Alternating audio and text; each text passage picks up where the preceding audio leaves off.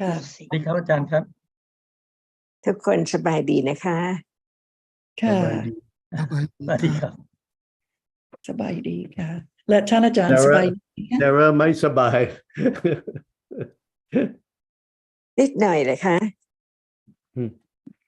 ค่ะซาร่าเป็นไข้หวัดอีกค่ะ ค่ะ แต่ฟังได้ช่วยได้นะคะ ค่ะ วันนี้เขาจะเงียบค่ะเขาฟังแต่เขาจะเงียบ พักผ่อนค่ะ พักผ่อนใช่ค่ะใช่ค่ะใช่ค่ะ so let's see, it's time to start, so we'll get going. Does anyone have any questions or topics they'd like to raise?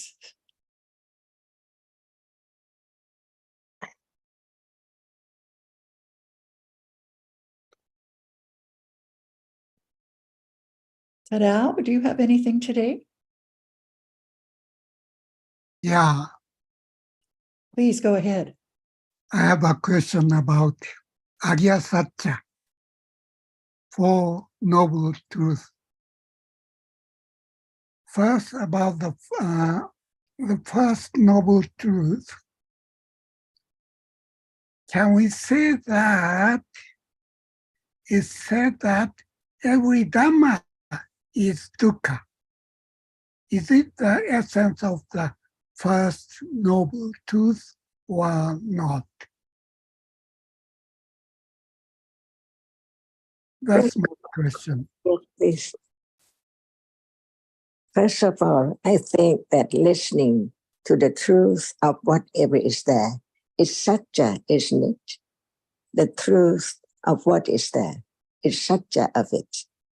That's why not so many things in life appearing, but no understanding, no thinking about the truth of anything at all. That's why we listening to the teachings to understand what is there in life before it can be the Ariya Satya, the noble truth, because the understanding of the absolute truth of what is there as it is. So now there are so many things. Is it noble truth now when there's no understanding of any truth, of anything at all? That's why learning to understand what is there in life is not known before, even is there right now, appearing. For example, that which is seen, that which is heard, and everything around appears. But what experiences it? So it can appear because without the reality which arises to experience an object, nothing can appear at all. Like the tree and the shoes and whatever. No experiencing of anything. So now, the truth which will be the Ariya Satya, the noble truth, because Panya can understand the absolute truth of what is there as it is. That's why we begin to understand it now. With the light as it is, just so I can adjust them. About what is there as it is so true, until it can be realized, until it can be let go of, that it's nothing worth to understand or to take it for something very permanent and very important. See, that's why just listening to the truth, to develop the understanding of the truth of what is there now as it is, to begin to develop right understanding deeper and deeper, to penetrate the absolute truth until it is the noble truth, so true. Nothing is as true as what is there now as it is.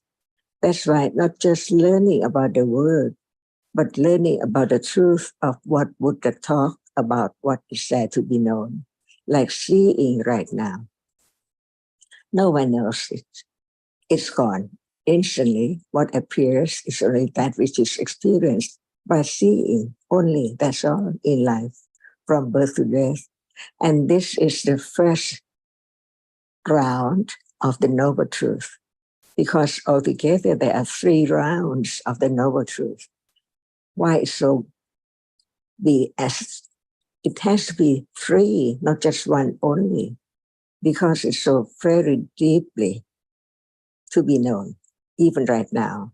Seeing arises and falls away, and what is seen just arises and falls away, on and on until it appears with shape and form as different things taken by something all day from life to life. That's why listening to have the confidence, satya, parami, of the truth, that it will develop on and on when there is a little more understanding of the truth. For example, now, we are listening to understand what is there now as it is. That is satya parami, not for anything at all, not for the term or the way to try to experience it with right understanding. It's impossible because what is there is not known as it is at all. We just use the term like understanding, ignorance, and so on. But is it now? It cannot understand what? Or if we begin to understand what? Different moments, different realities, different qualities.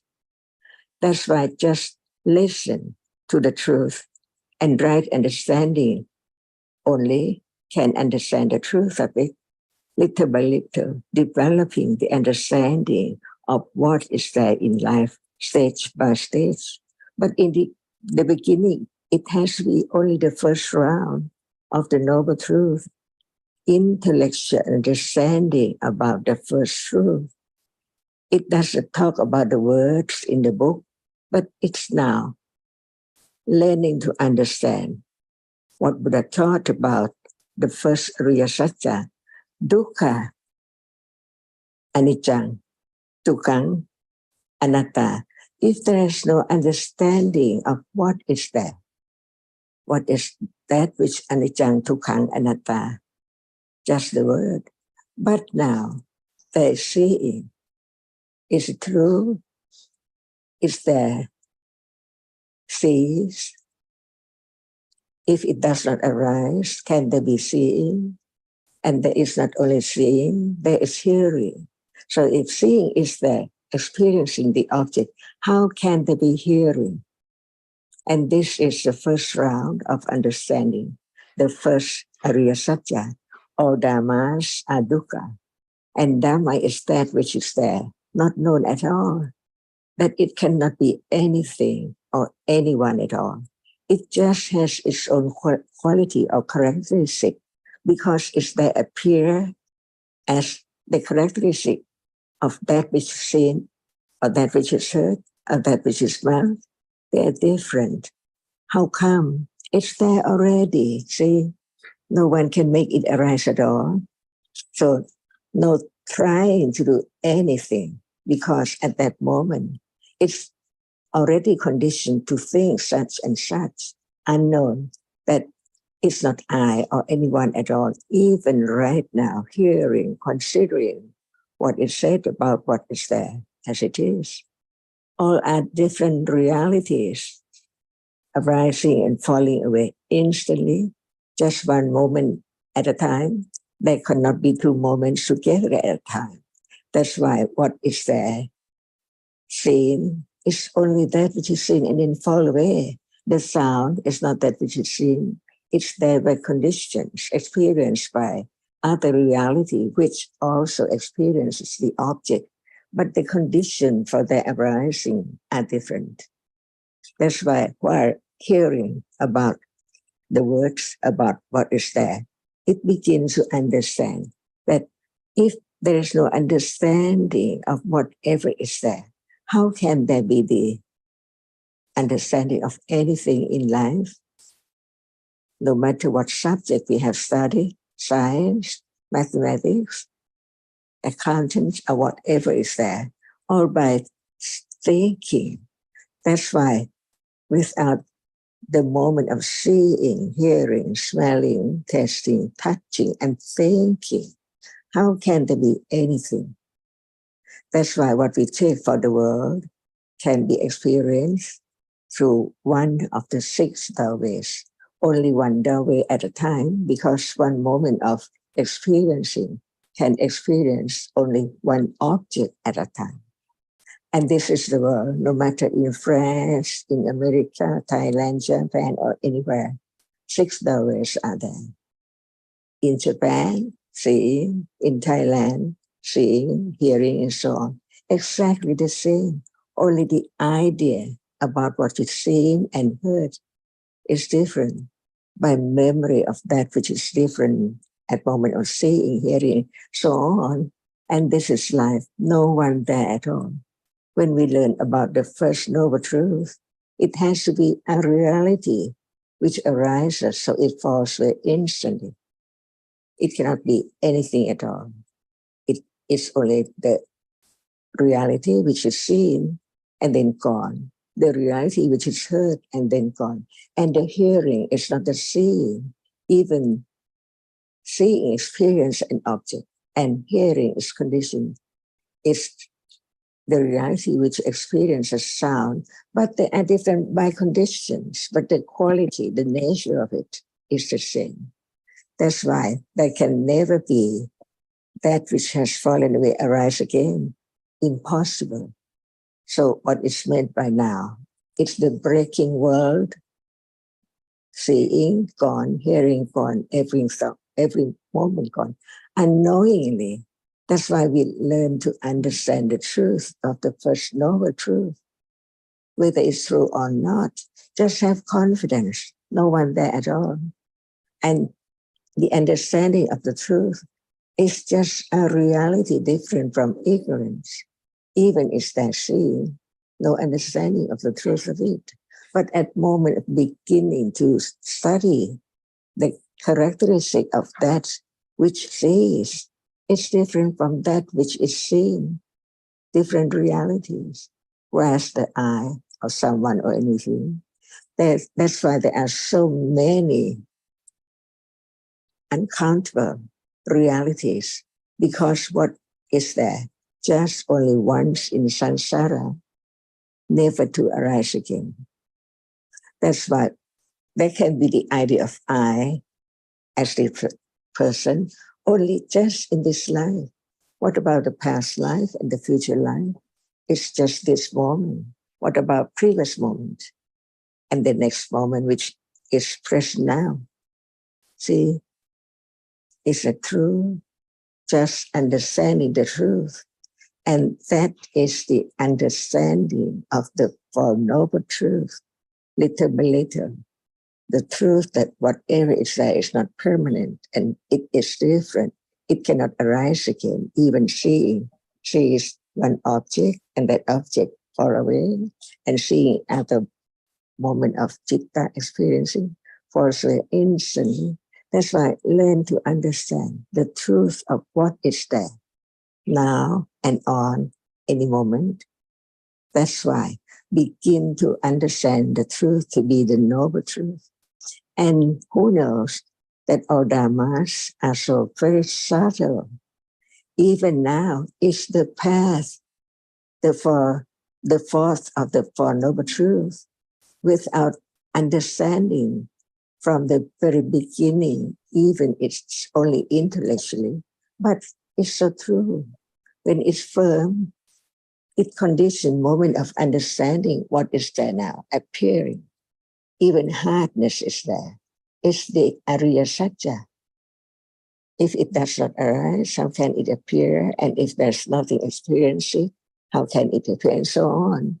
So true, so very subtle in a moment to understand the absolute truth. That can it be realized? And when it's realized, it's the noble truth. It cannot be changed, and it can be experienced only by right understanding, which arises and falls away each moment.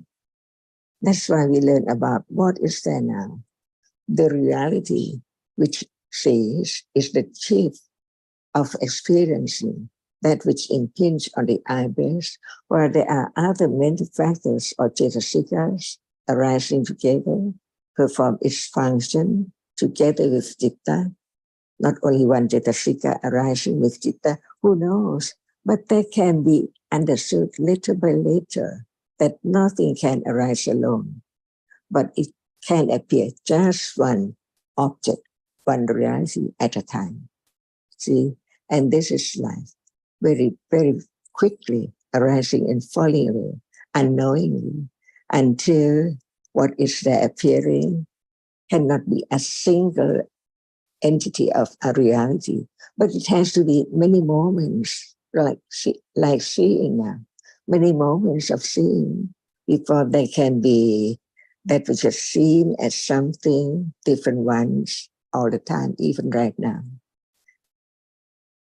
The chair is different from the bed, different from that, or it's same, but one single moment at a time. Before it can be just a chair, even no matter it's very small or very big chair. See, by conditions. Is that true? And this is the only way, the path leading to realize the truth, to be noble truth.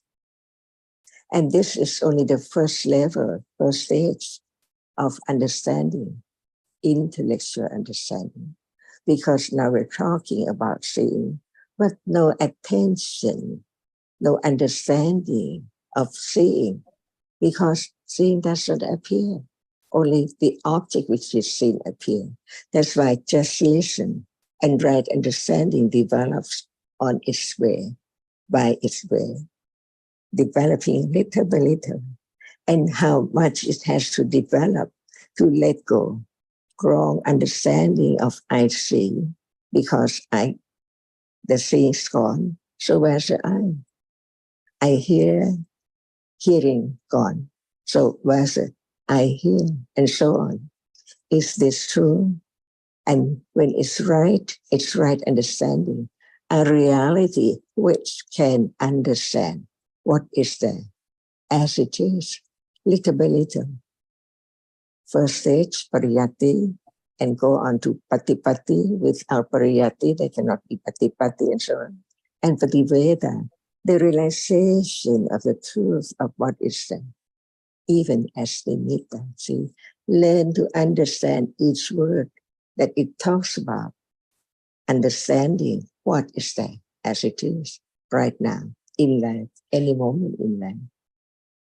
And that is satya, the truth of whatever is there, until it's known, so it be Ariya Satya. And understanding is the fourth noble truth, the eightfold path, with its factors of the reality arising together, because nothing can arise alone, because it's conditioned by such and such other reality.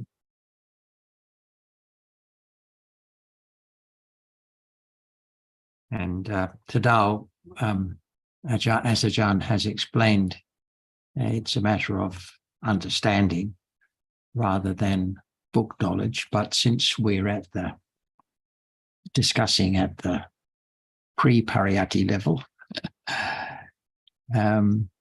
worth considering the meaning when it is said that all dhammas, or actually it's all conditioned dhammas, are dukkha. The meaning of that, because we know that all conditioned dhammas have dukkha as one of the three characteristics, right? Anicca, dukkha, anatta. So is there any difference in saying all dhammas, all conditioned dhammas are dukkha, and saying that dukkha is a characteristic of all conditioned dhammas? Do you see any difference in those two formulations? Yeah, even though dukkha is emphasized, yeah, it must mean that every dhamma is dukkha, anicca, and anatta. It's the essence of the first noble truth, isn't it?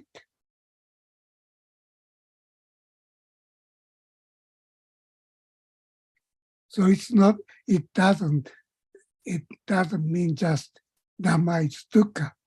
But because Dhamma is dukkha, it's anatta and anicca.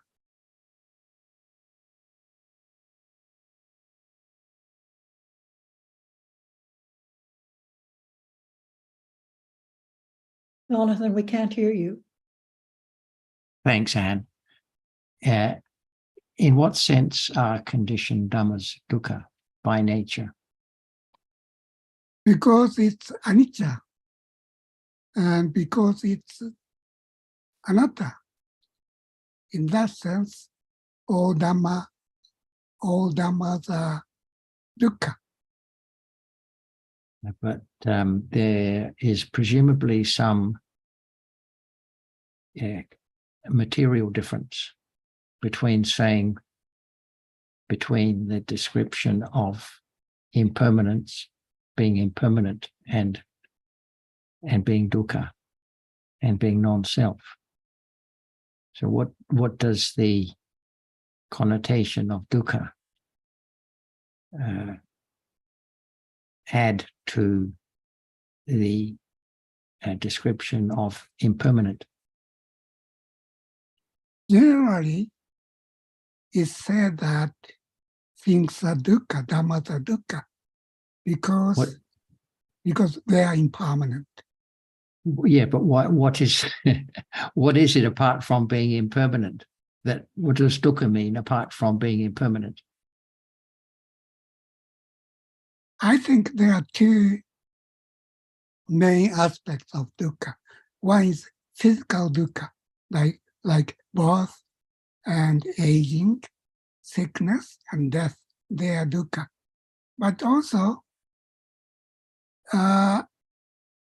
it has another aspect that is all mentality or conditions or every experience we have in our daily life is dukkha.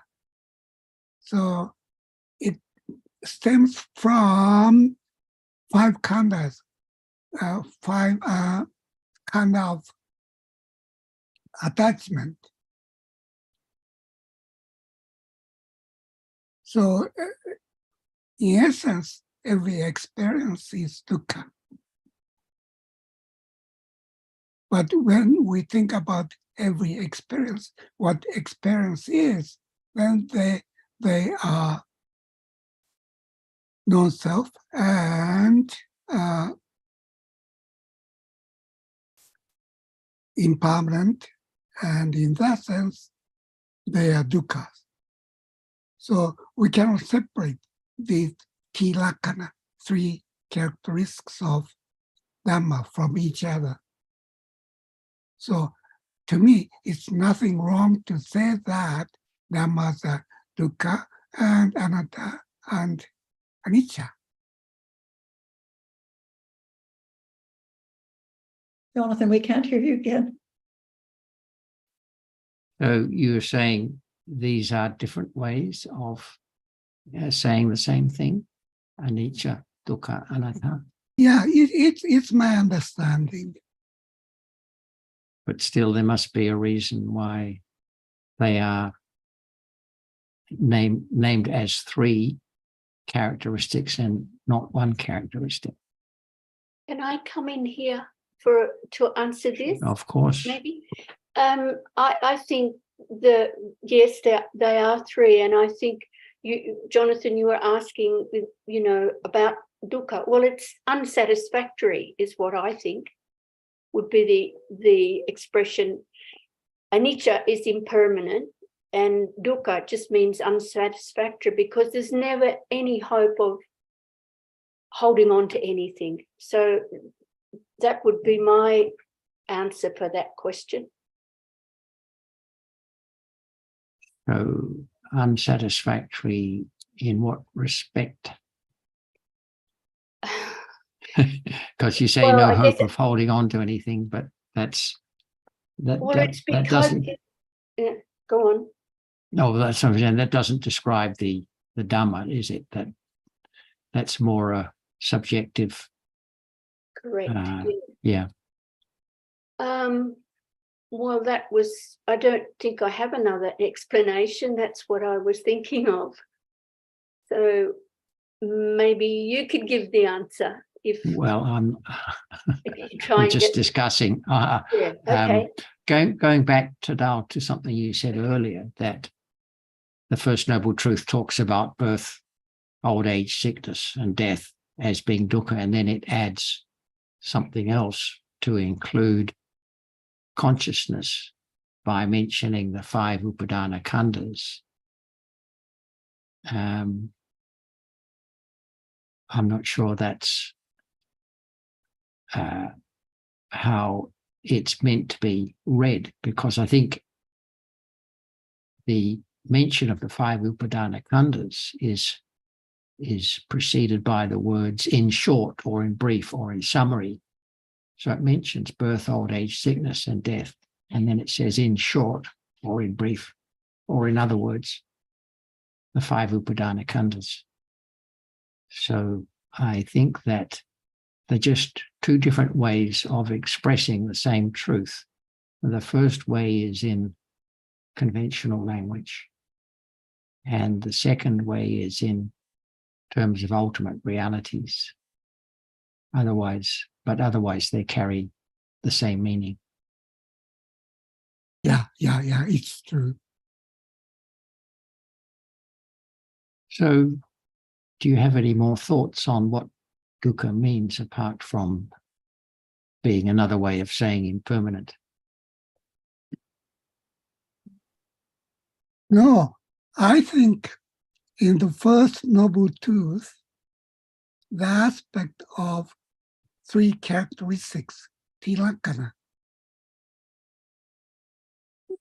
is emphasized. That is, every Dhamma is suffering, dukkha. So it's just emphasized one aspect of 3 characteristics, but it's inevitably implied that they are all anatta and anicca. And in that sense, nothing will bring us any kind of happiness. But all Dhamma is dukkha. Is just saying that all Dhammas are dukkha, anicca, and anatta. That's my understanding. Sometimes the Buddha says that he teaches the cessation of dukkha. What he teaches is the cessation of dukkha. So he doesn't say he teaches the cessation of impermanence or non-self, but the cessation of dukkha. Oh, okay. So I think we have to assume it has a particular connotation different from anicca and anatta. Oh, okay. And you said it can't be the source of happiness. Well, it can be. Dhammas can be a condition for happy feeling, for pleasant feeling.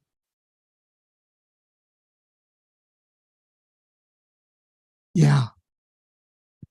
It's one thing I do not understand. So I think it's not just a question of happiness. Is happiness a Buddhist concept or not? Well, pleasant happiness is pleasant feeling, isn't it? Yeah, that's it, nothing else. But Buddhism Well, I does. wouldn't say it's the only pleasant feeling, but that's the main reality concerned. There can be others like piti and so forth.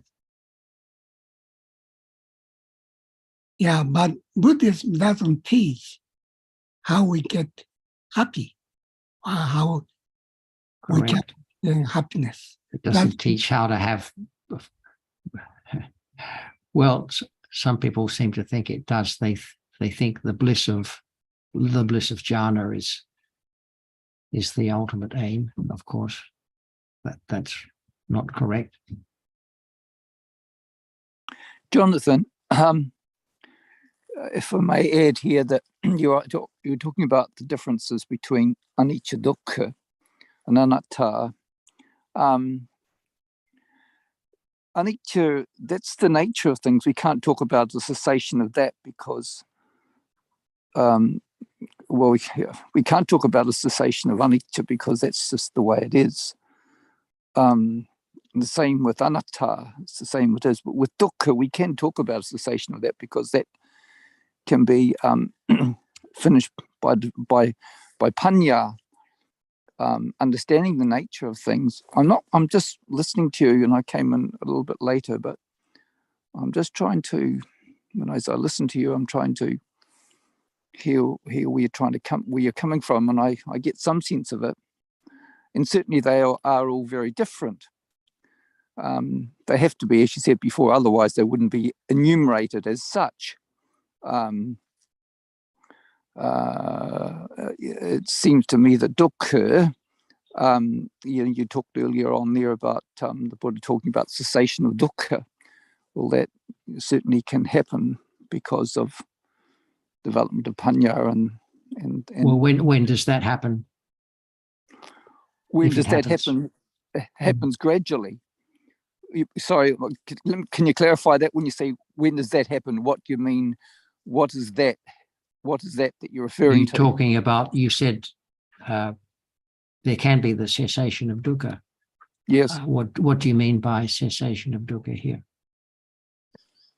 Okay, cessation meaning, well, in that sense of ending or finishing by development of understanding.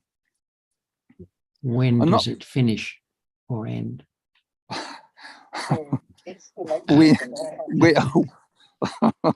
Well, it must end for that particular being, if we can use that expression in this particular case, with the with parinibbana of that particular being. Correct. And so that's the cessation of dukkha. That's the only cessation of dukkha, parinibbana. But sometimes it's said that achievement of arahatship is the cessation of dukkha, but it in the text it is explained what it means is that once arahatship has been attained, then that is the beginning of the end of the cessation of dukkha, because parinibbana is bound to follow. So shall we pass the discussion back to Tanajan at this point? Sure. Certainly. And ask her for some further comments. Ajahn, would you like to come in again, please? Thank you. Chunka. Yes. Remember that the teaching is so very subtle. That's why we have to consider it and again, reconsider it again and again to have a little more understanding of the truth, which is so very subtle.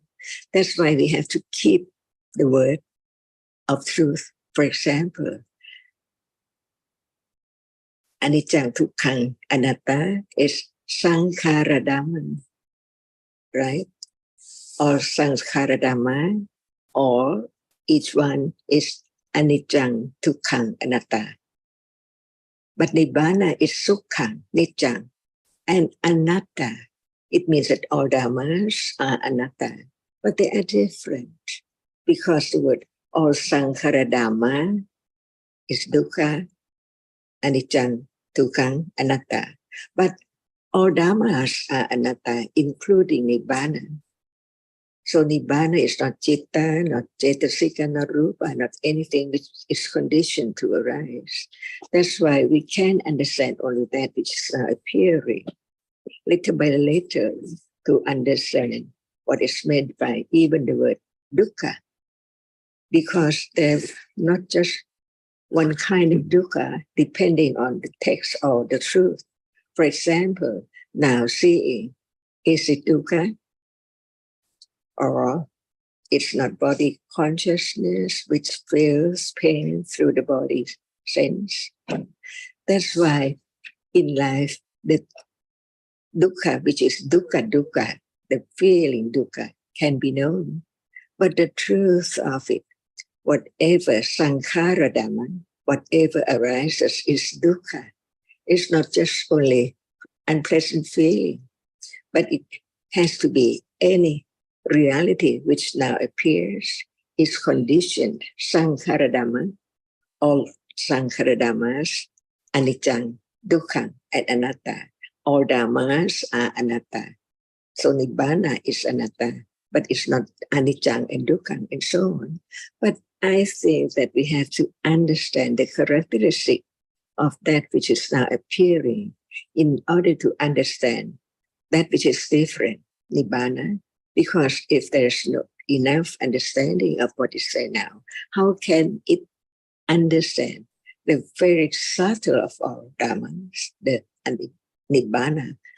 That's why seeing is anicca, dukkha, anatta. All dhammas are anatta, but seeing is conditioned reality.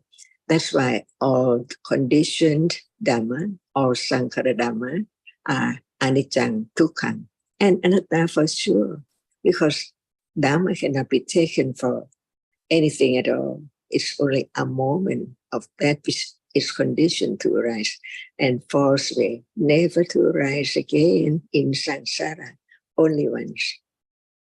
Is that true? And we take it for something belong to me, while it's not. And then when it's gone, see, feeling unpleasant is sankhara dhamma, as sukha is also sankhara dhamma, but different characteristic. That's why there can be the understanding of each word as it is, that all dhammas, including nibbana and citta and cetasika, all kinds of reality. But that which is anicca, dukkha, anatta must be only the conditioned realities. That's why whatever is there can be realized as no one and no thing, stage by stage, until it is Ariya Satya, the truth of realities. So dukkha, satya, it has to be experiencing the arising and falling away of that which is there now by way of nimitta, because only one reality cannot be known because of the process of the experiencing an object to adore cannot allow or have anything in that process to be realized by right understanding, because from seeing it has to be sampatichana, receiving and so on, not instant understanding of that particular one. So when we have firm confidence of this truth, no doubt about what is meant by even present feeling is dukkha, ariya satya. All conditioned realities arise and falls away. That's why it's unsatisfactory. Because it's not there as one wish or as one take it, as one want it to be at all gone. Otherwise, how can there be letting go of the idea, wrong understanding of that as it's something permanent, even what is there now appearing. So this is the first round of understanding noble truth and the first noble truth. In order to understand it, what condition it, and as long as there are conditions for whatever arises, it has to arise. So how about the end of life? No more birth, no more seeing, hearing, thinking, and anything at all. Otherwise, it's not the absolute truth of Ariya Satya, the ultimate, the absolute Ariya Satya. Is there any question about the first noble truth? Yeah, I think I had misunderstanding. I mixed up anatta and anicca and dukkha. We cannot eliminate, according to Jonathan, we cannot eliminate anatta and anicca, but we can eliminate dukkha. That's the point. Is it not true? That's why we have to understand the difference between the two words, all sankhara dhammas are anicca, dukkha, anatta. All dhammas are anatta. See, when we talk about everything, including nibbana, all dhammas are anatta.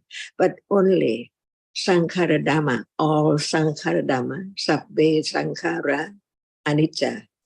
It means only the conditioned realities arise and fall away.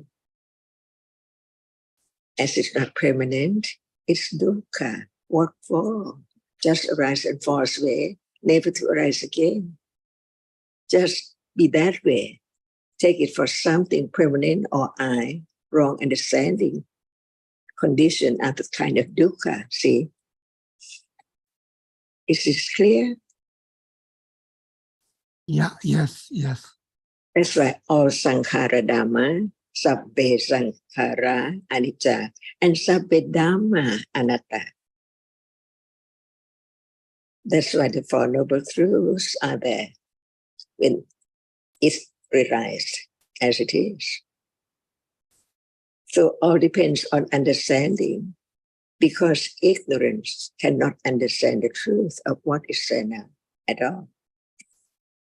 It cannot understand that there must be the reality which arises and experience whatever is there appearing. Yeah. And what is dukkha? The reality which arises, experience the object, the nama, citta, and cetasika arise and fall away. Dukkha, or sankhara dhammas, are dukkha. And rupa, that which seen or heard, also arise and falls away. So that which arises and falls away, which are citta, cetasika, and rupa, sankhara dhamma or sankhara dhammas, arise and falls away, anicca, dukkha, anatta. Yeah. That's why if we forgot the word sankhara dhamma, we take all of them as dhamma. That's not enough.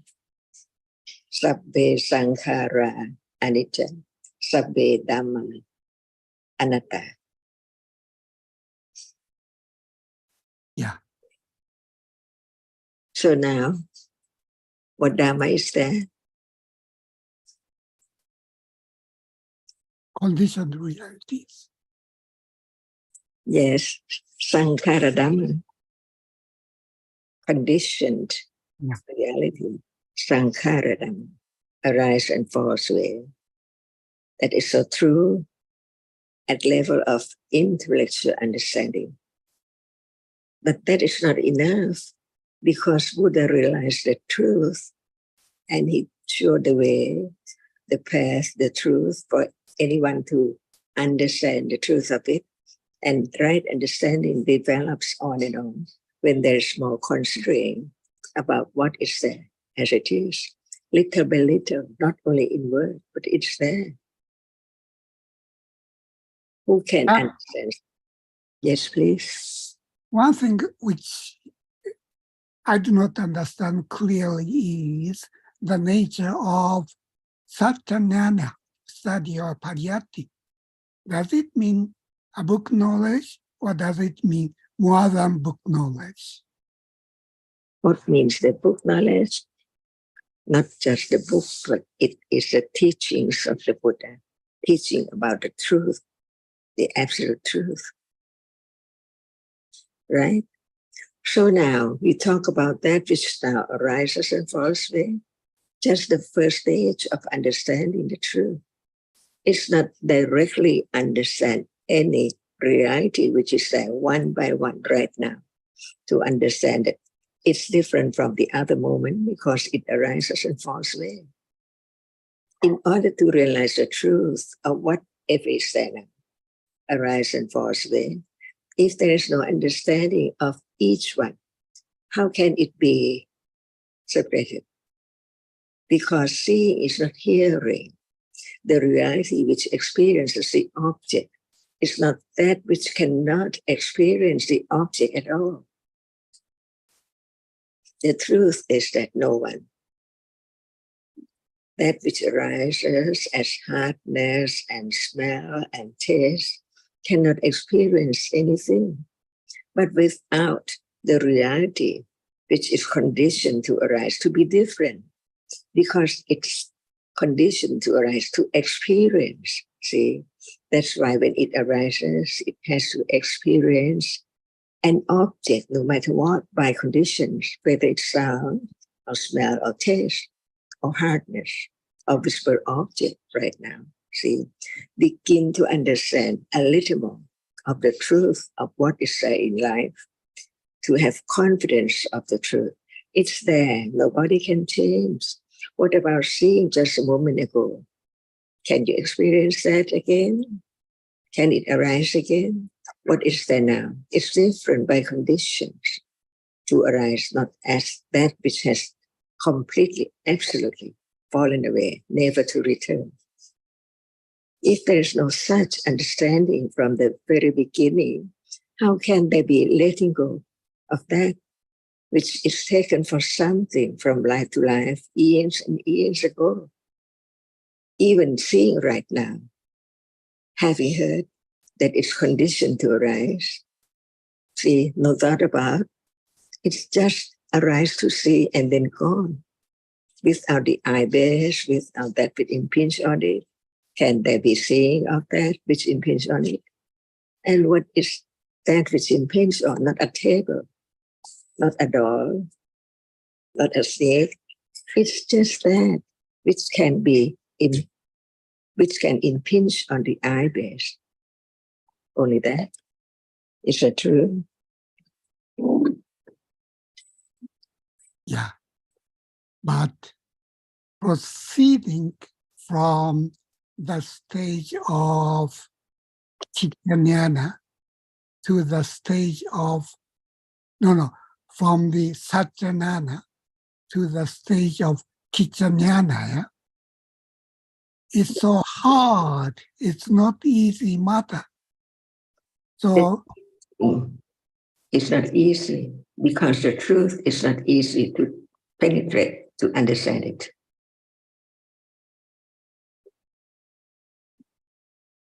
yeah.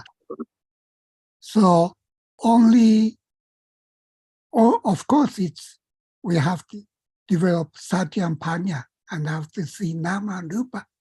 But that is not easy to achieve.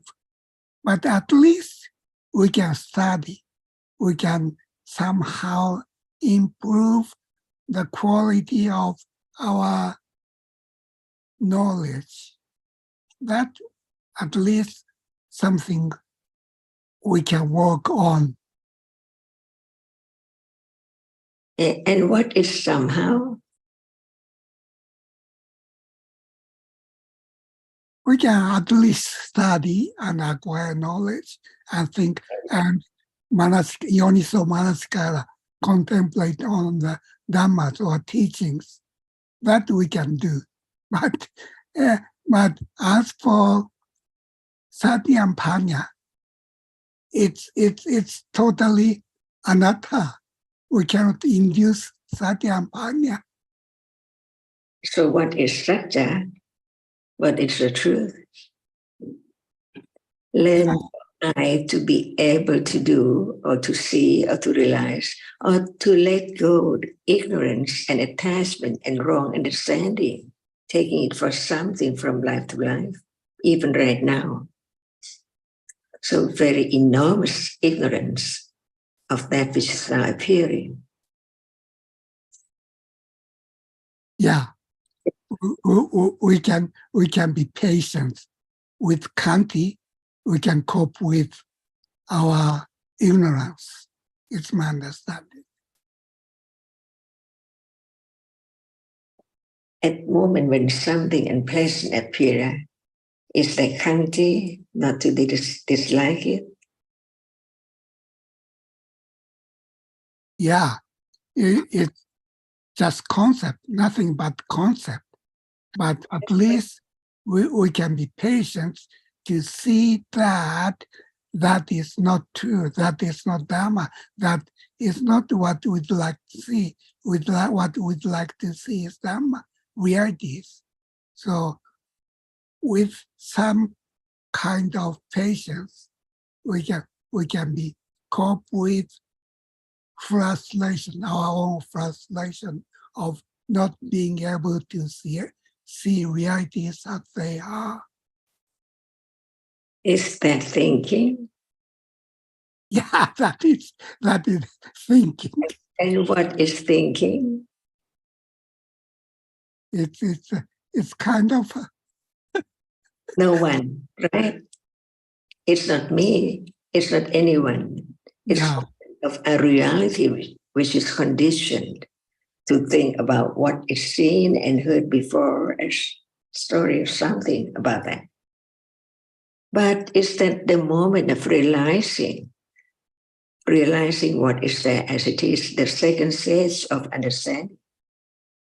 See, what is meant by awareness or understanding that which is there by conditions. It has to be right understanding, not just touching. No understanding at all. Not just now seeing, no understanding at all. So it's not the word to try, to do, I can, but in truth, thinking is thinking and seeing is seeing. What are there now?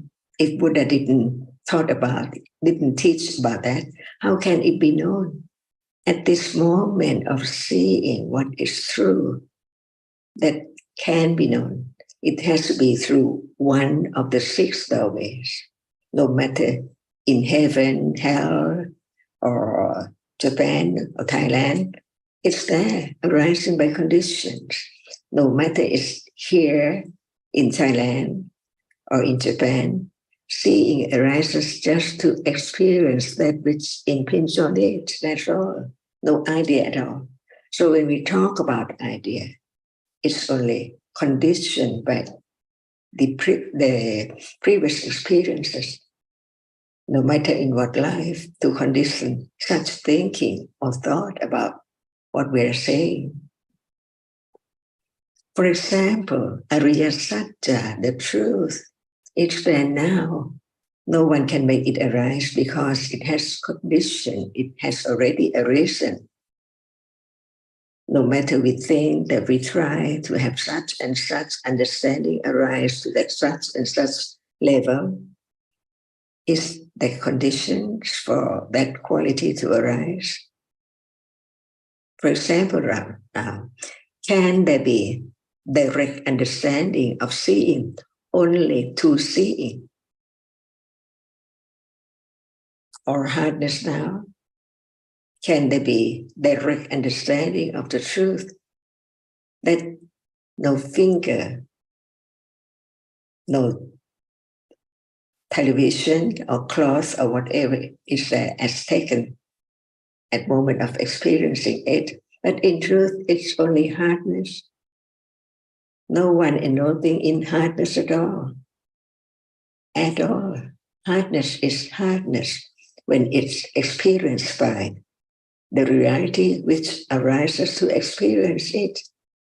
No matter you think about hardness, but when there's no touching, hardness cannot be the object of thinking, because we think about hardness, but hardness does not appear to the moment when there's no touching.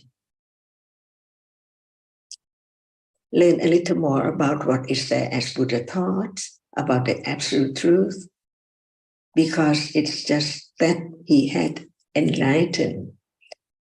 Each word comes from his enlightenment. Without the enlightenment of the truth, how can there be such words as Sankhara-Dhamma or Dhamma and Anatta and Anicca Dukkha?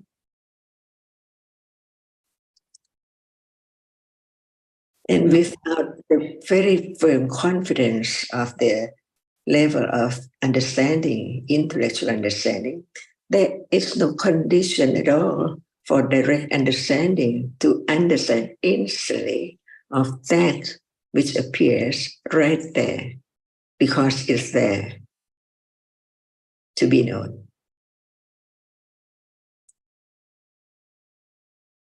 So all realities now which appear can be known when there's only right understanding of the degree that it can understand it.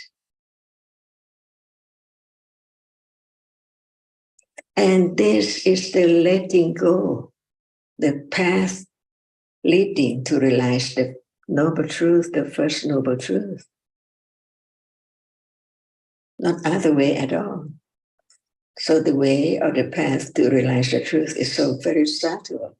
Who knows how much it develops because of the enormous ignorance and attachment of that which is there, accumulated from life to life, to no understanding the truth of it, like it because of ignorance, until the idea, the right understanding from hearing, considering, can let go just that which hasn't been heard before, the idea of self, and realize that that is not enough.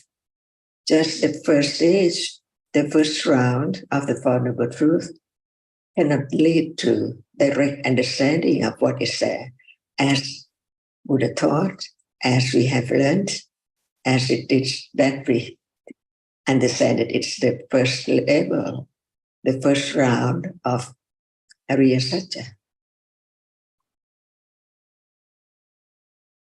Yeah, we have a wishful thinking that from the stage of Satchanyana to the stage of Chittanyana, it's a very smooth path, smooth road. But in fact, there's a big gap between Satchanyana and Chittanyana. That's at least my problem. Because you see that even the truth is so true, but it depends on understanding. Because even the reality which experiences the object cannot understand the truth, right? Seeing is the reality which arises to see by conditions, the eye base and the object which impedes on it, but it is not the understanding. That's why there are so many different realities in life from moment to moment. If there's no understanding about the difference between ignorance and understanding, we take it for I, even the reality which experiences the object, a reality, it cannot change its characteristic to arise and just experience the object clearer than the other realities which experience the object together, different characteristic, different function. This is only a function of a reality which has to arise by conditions to experience the object only. No other reality can experience the object as clear as that. But it means that seeing clear, hearing clear, what is clear, just experience the difference between the low sound and the very strong or harsh or on in life. It's a reality, but it's not right understanding. That's why we learn to understand what are other reality which arises and experiences the object by its own quality and its own function, but not this function of arising to experience the object clearly. See, only that is not right understanding. So now hearing cannot understand either. It can hear the sound and other reality attain to the sound, understanding that it's different sound, but just in a moment, one sound at a time. And later on, hearing about the meaning, studying it, consider it until that condition understanding from hearing again and again and again. That's why understanding is different from ignorance and different from citta, the chief of experiencing the object, different from other cetasika, phassa, vedana, and so on, that we learn little by little to understand what is there in life, which is not known and is taken for I or something all the time. But in truth, whatever arises falls away instantly, never to arise again. In samsara, not just only in this life. Is that true? Yeah. That is Satya Bharami, never change. Understanding. No self, no one. Only when there is right understanding of the truth of what is there, that it cannot be taken for anything at all. Attachment is attachment. It's conditioned to arise. It's there already and it's gone. So what about trying to do something about it? Impossible. No matter what arises, even thinking different kinds of thought by conditions and never to arise again.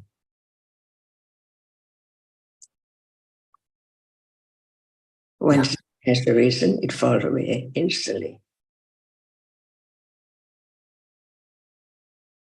Is that true? Yes. Understanding is not you or I or anyone. It understands when it arises. That's why when it does not arise, there's no understanding in life.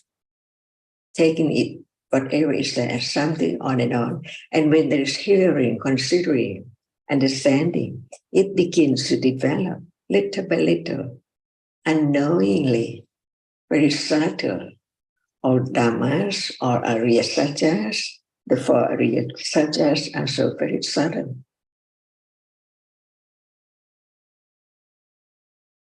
And this is the path, understanding stage by stage, little by little, to let go ignorance and attachment, the second noble truth.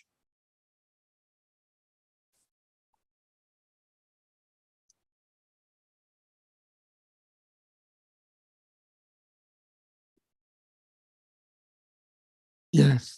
Lots of kanti, lots of patience. Parami, Kanti Parami, Viriya Parami, Satya Parami, Nekama Parami, Adidana Parami. I think, Chadal, you are referring to the appreciation that one's understanding is of a limited level and that it takes time for it to develop and it can't be rushed. Yeah. And also that one has the confidence that hearing the Dhamma and considering the Dhamma is the necessary condition for the further development of that understanding rather than the undertaking of a practice. Yeah.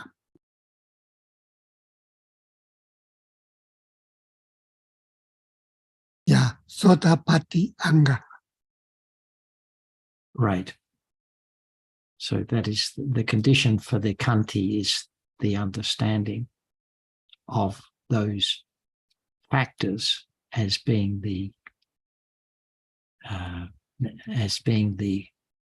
precursor, if you like, of the development of understanding, rather than us putting in effort consciously to do something or even to reflect as a conscious effort.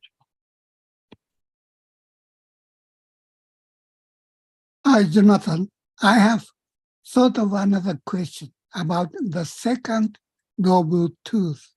It said that tanha is the cause of suffering. But is it possible to replace the term tanha with kilesa? It's it's because of our kilesa we were reborn and we suffer all kinds of suffering. Is it not possible or possible to replace tanha with kilesa? Well, I don't think we need to talk about replacing it. Yeah. We'll leave it as tanha, but we'll appreciate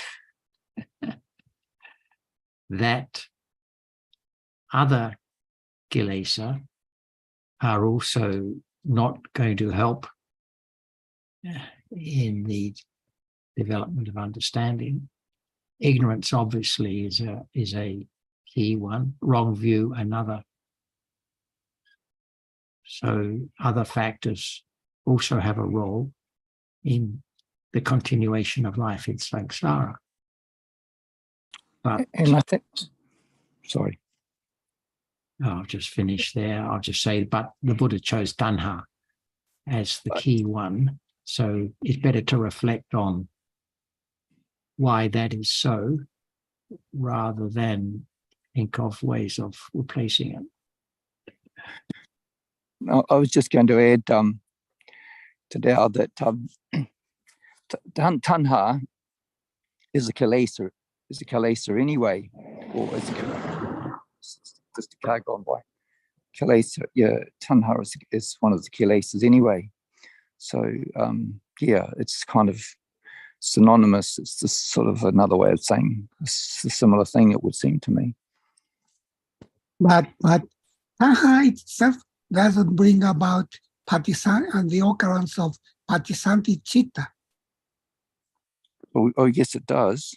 I mean, that's just a minute. I'm not sure. Where are we? Oh, dear me.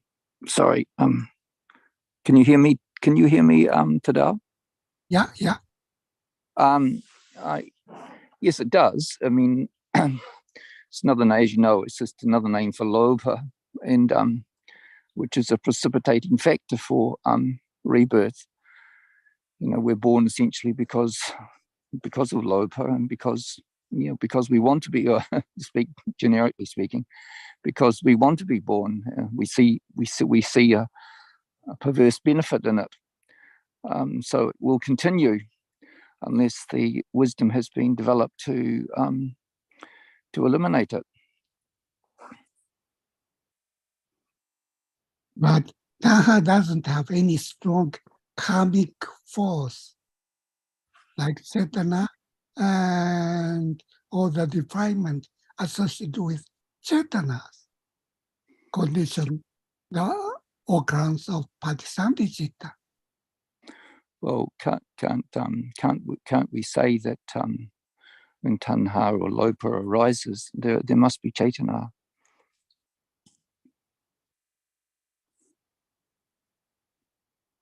And one of the forms of attachment to Tao is attachment to becoming, isn't it? Bhava tanha.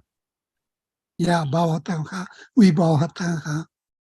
Yeah, so just the attachment to being alive, rather than thinking of attachment to sensed or objects or individual sensed or objects. Think of tanha as the wish, the desire, the joy in being alive.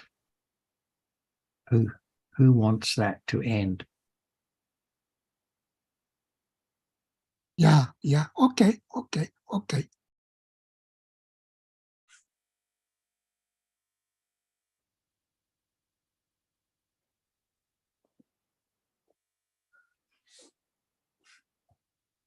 Okay, Jonathan, I have another question about Arya Satya.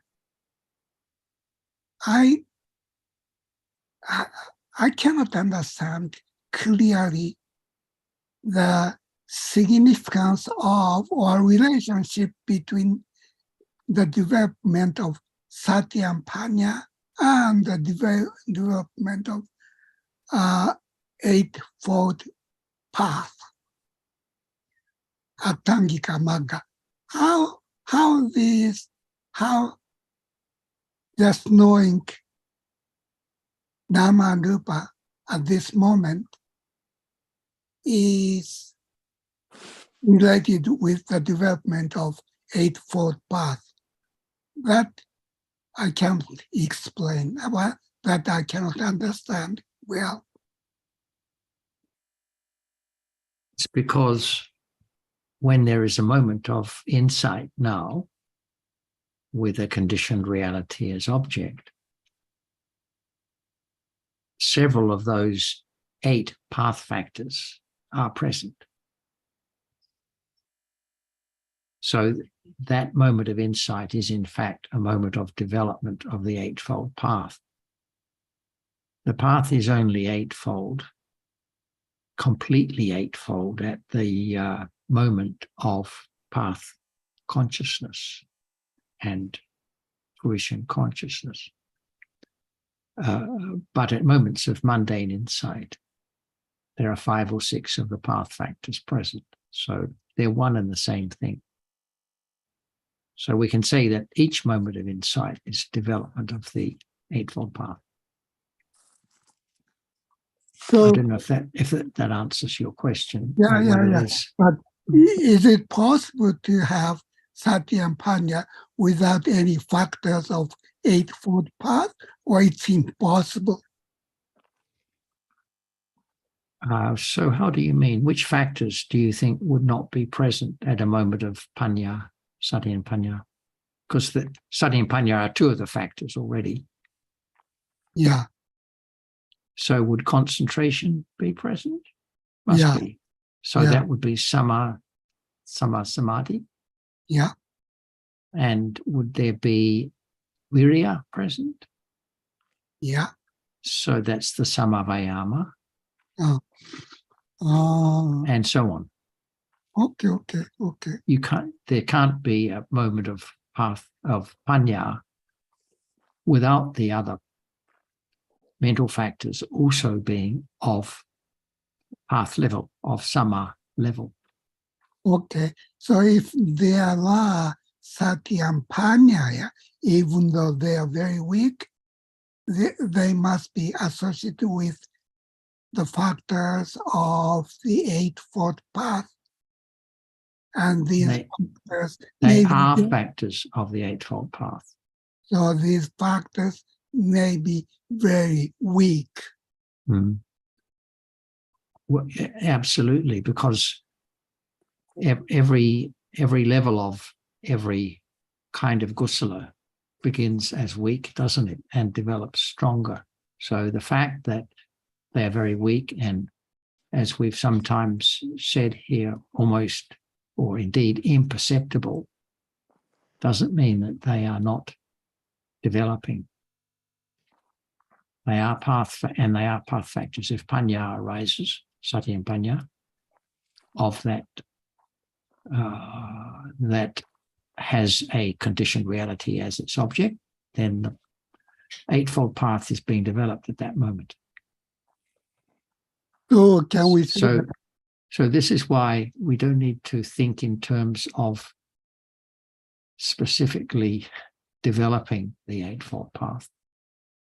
If there is any understanding of conditioned realities, then the Eightfold Path is being developed. Okay. Jonathan? Excuse Yes, me, can I ask just a little question here? Jonathan, when we're talking about Sati and Panya,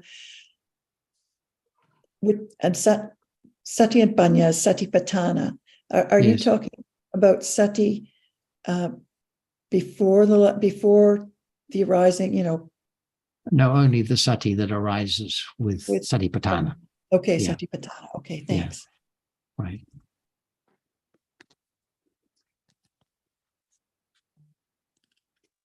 I'm sorry, Tadao, I interrupted. No. To So continue. in a sense, it's possible to say that Sati and Panya are the forerunners of the Eightfold Path. It's not a correct statement. Well, Panya's right view is said to be the forerunner of all the Eightfold Path factors. Yeah.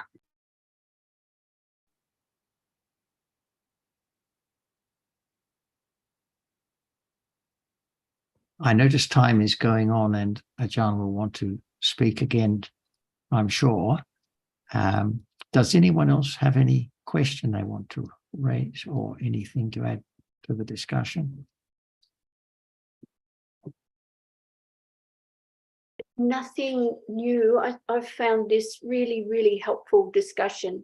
So if we continue on in this vein, I'm really happy with that. Thank you. Thank you, Tadao. Thank you, thanks, John. Tadao. Yeah, you're And welcome. thanks, Azita. All good questions. Hi, Alberto. Are you getting ready to speak?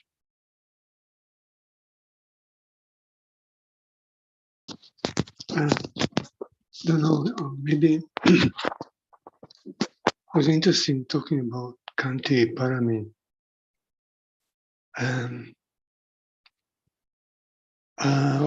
So trying to understand Kanti Parami, the subtlety of the moment, which is Kanti Parami. I don't know. I wish Ajahn could talk up more about it. If one thinks that it's so easy to have satipatthana and understand what is there as it is it true?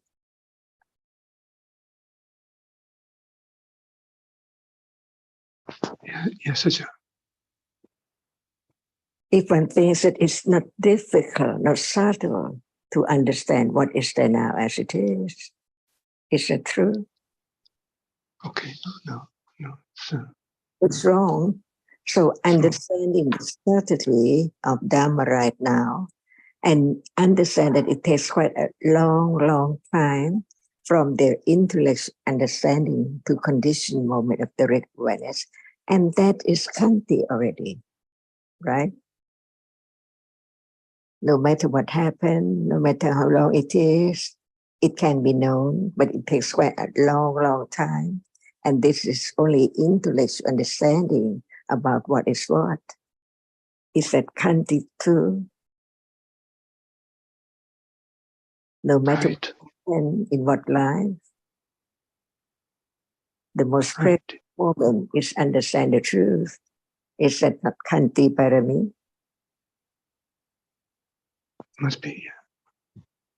That's why right understanding with viriya, that it takes careful considering about what is heard about the truth. And it has to be so Kanti before it can develop to the degree that it can directly understand what is there. As it is, one reality at a time, otherwise it's not clear understanding of the truth. It's just dreaming of thinking about it. Is it Kanti as well? Right. So no doubt about understanding that the teaching is so very subtle. That is Kanti. No matter what happened today, not just now. See, because even at moment of drinking, talking, liking, if there's no understanding of the truth, it's I again, as it has been developed, accumulated to think that way for how long? That's why understanding that in order to eradicate ignorance and attachment and wrong understanding of what is there in life, it has to be so natural. Is it Kanti with understanding as parami?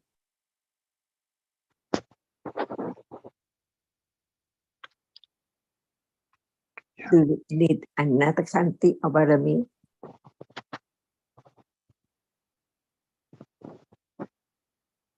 No.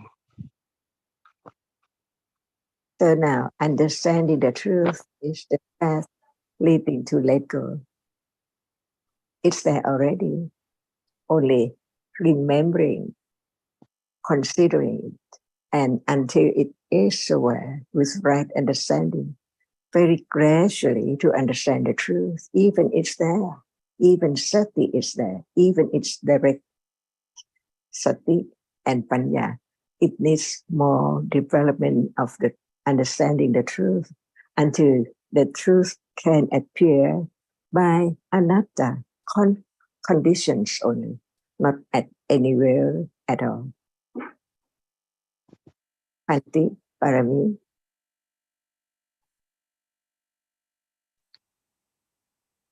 So it's any moment of developing understanding of the truth. It's kanti and satya and letting go, nekamma.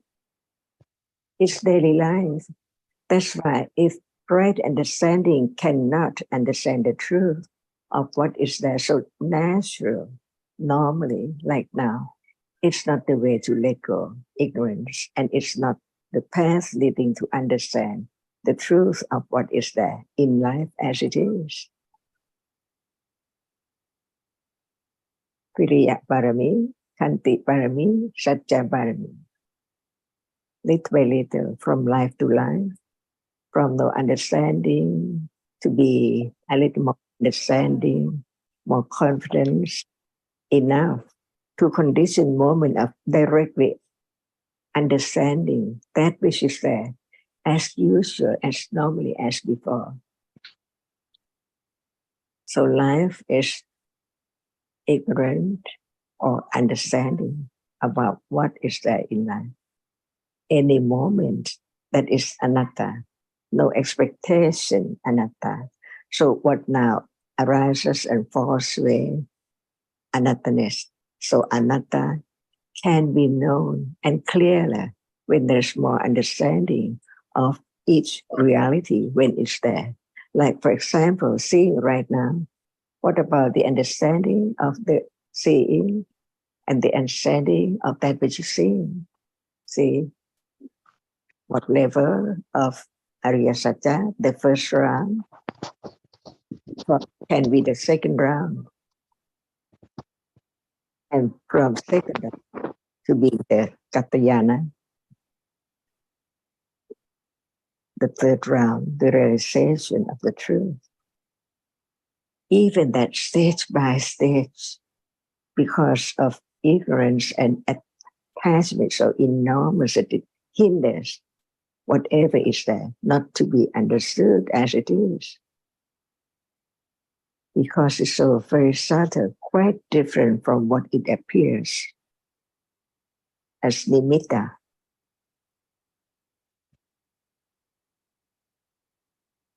And there can be a little more understanding when we heard what is there taught from the book or anywhere. That it's all about now, what is there, little by little. Who knows how much development of understanding from hearing again and again and again, even from the very beginning up to this moment. Very subtle.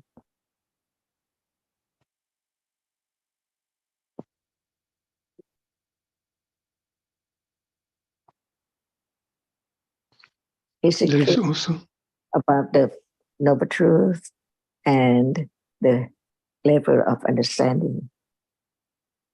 That's why even the path has to be understood clearly, that it's now so natural.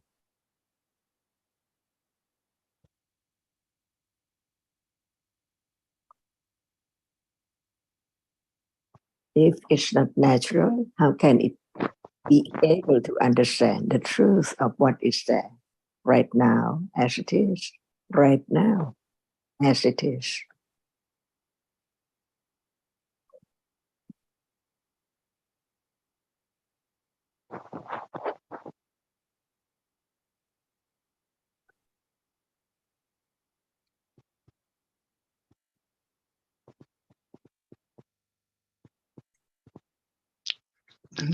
letting go of the expectations. It's As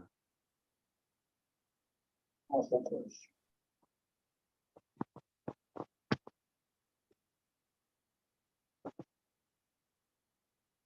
That's why the understanding of the Eightfold Path has to be from the very beginning too. How many factors of the path right now are there?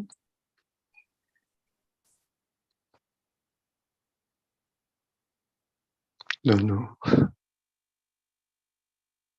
Usually there must be right understanding, samadhi, sammasankappa, touching on the object doesn't move away, so there can be the understanding before, little by little. And there must be what? Samma Titi, Samma Sankappa, and then Samavayam. Samma Vayama. There must be Viriya Citasika and Samadhi. Samma Samadhi and Samma Sati. See, all 5, not 8, right?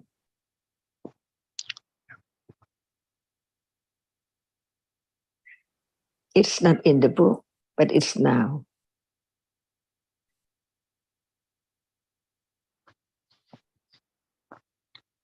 And is this Ati Silasika, Ati Chitasika, Ati Panyasika? So it conforms with the words of the truth, no matter what stage.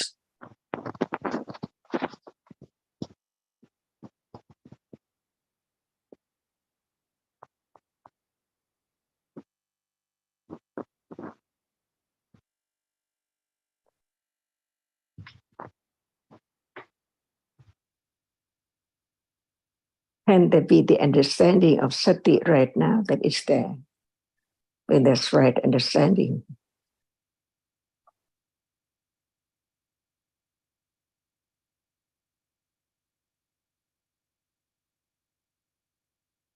See, it's there, but not the object of understanding, because it does not appear. Even it's there. That's why we learn more about the citta and citasikas, to have a little more confidence of the truth, that what is there cannot be taken for I or anyone at all.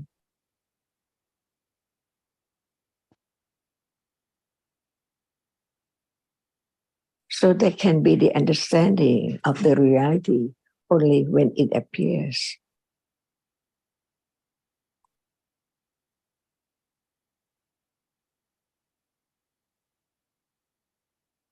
When one is trying so hard to do something to finish what we're doing, what appears.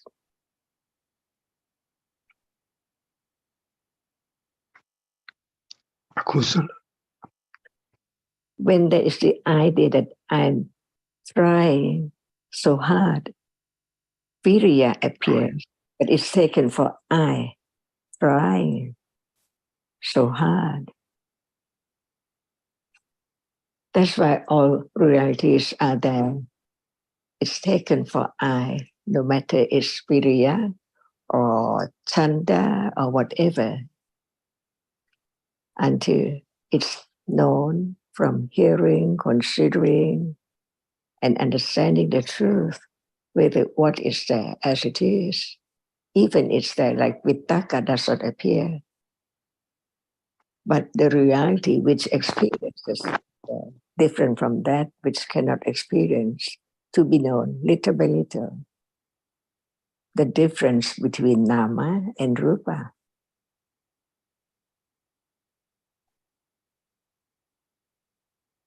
Because sometimes from not consider carefully, what is that? Hunger. See? The body, the mental reality.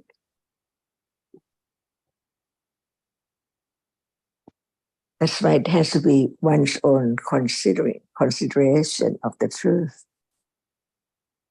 When it's there, little by little, until it appears clear and clear to right understanding only, because ignorance cannot understand it at all.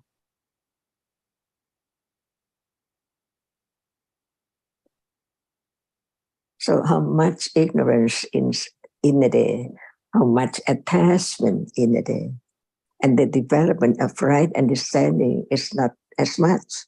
That's why Khanti and Virya is there.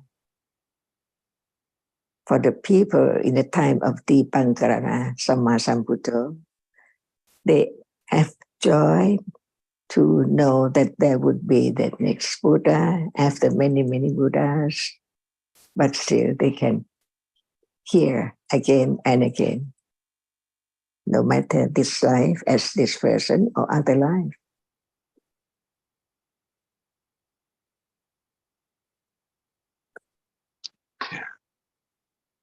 And that's Kanti, must be Kanti. That level of Daily life, otherwise, is hoping to understand Khanti or something, hoping to have such and such, while it's there, different level. And I think it's time now. Swadika. Swadika, Ajahn. Thank you very much, Ajahn. Ah, cool. Kupum Bye-bye. Kapis. Thank you, everyone.